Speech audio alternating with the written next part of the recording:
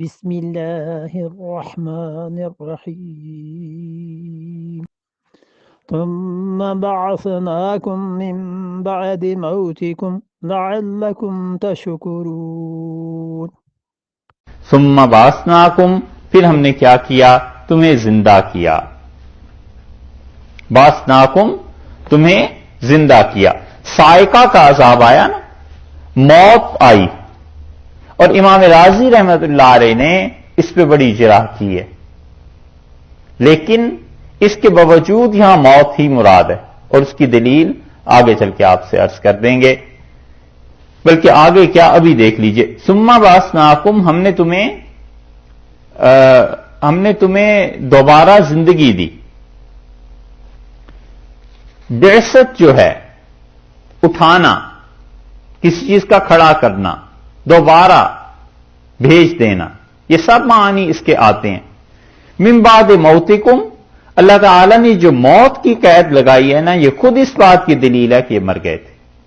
وگرنہ بعث کا لفظ جو ہے وہ کبھی کبھی بے ہوشی سے ہوش میں آنے کے معنی میں بھی استعمال ہوتا ہے. تو اس لیے رازی رحمت اللہ علیہ کو تردد ہے کہ یہاں موت نہ مانی جائے اور موت کو غشی کے معنی میں لے لیا جائے کہ وہ جو اوپر سے جو کچھ چیز آئی تھی وہ غشی طاری ہو گئی تھی، بے ہوش ہو گئے تھے، اور بے ہوش ہونے کے بعد پھر انہیں ہوش آیا. اور لیکن ان کے علاوہ باقی حضرات اسی طرف گئے، کیونکہ اس نے موسیٰ علیہ الصلوۃ والسلام کے متعلق بھی صاعقہ کا لفظ آیا ہے. امام رازی نے، ہیں تو تیز آدمی نا، ذہین آدمی ہیں، تو وہ کہتے ہیں صاعقہ کا لفظ یہاں ہے نا، تو اس نے موسیٰ علیہ الصلوۃ والسلام کا جو طور پر تذکرہ آتا ہے وہاں بھی یہ آیا ہے کہ فخر موسیٰ صاعقہ، اور اس نے موسیٰ علیہ الصلوۃ والسلام وہ جو کچھ بھی انہیں دکھائی دیا تھا، جو کچھ طور پہ ان کے ساتھ ہوا تھا، اس کی وجہ سے گر پڑے. تو کہتے ہیں صاعقہ کا ترجمہ وہاں بھی موت سے نہیں کیا، یہاں بھی اس سے نہ کرو کہ کون جو بجلی کی آئی ہے، بلکہ یہ کہو کہ بے ہوش ہو گئے، جیسے وہاں کرتے ہو کہ بے ہوش ہو گئے. موسیٰ علیہ السلام بھی بے ہوش ہو گئے، جیسے وہ ہو گئے جیسے یہ بھی ہو گئے. حالانکہ امت کے باقی جو مفسرین ہیں انہوں نے اس بات کو تسلیم نہیں کیا، اور خاص طور پہ وہ کہتے ہیں کہ موت کی قید جو اللہ نے یہاں لگائی ہے نا، کہ موسیٰ علیہ السلام کیا نہیں آئی.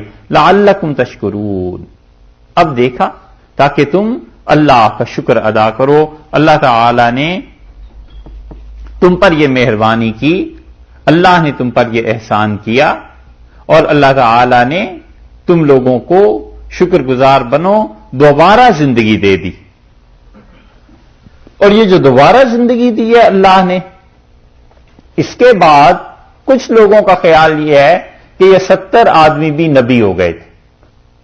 یہ کچھ لوگوں نے لکھا ہے، لیکن یہ بات صحیح نہیں. ابن کثیر رحمت اللہ علیہ نے اس پہ رد کیا ہے، اور ابن کثیر نے کہا ہے کہ بعید جدن، یہ بہت دور کی بات ہے. اور صاحب روح المعانی نے بھی اس کا رد کیا ہے، اور وہ کہتے ہیں کہ بعید، بہت دور کی بات ہے، ایسی کوئی روایت نہیں.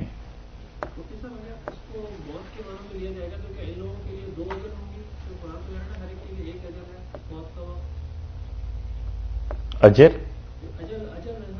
اجل، اچھا،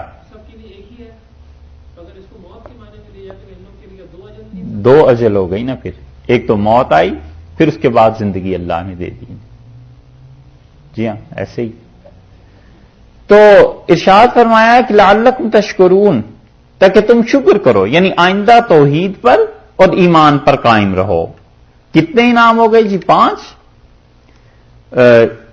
6، چھٹا انعام ہو گیا نا. وَإِذْ قُلْتُمْ يَا مُوسَىٰ لَن نُّؤْمِنَ لَكَ، یہ چھٹا انعام ہوا نا، کہ اللہ نے زندگی دے دی. اللہ نے فرمایا تھا کہ تم توحید پر قائم رہو.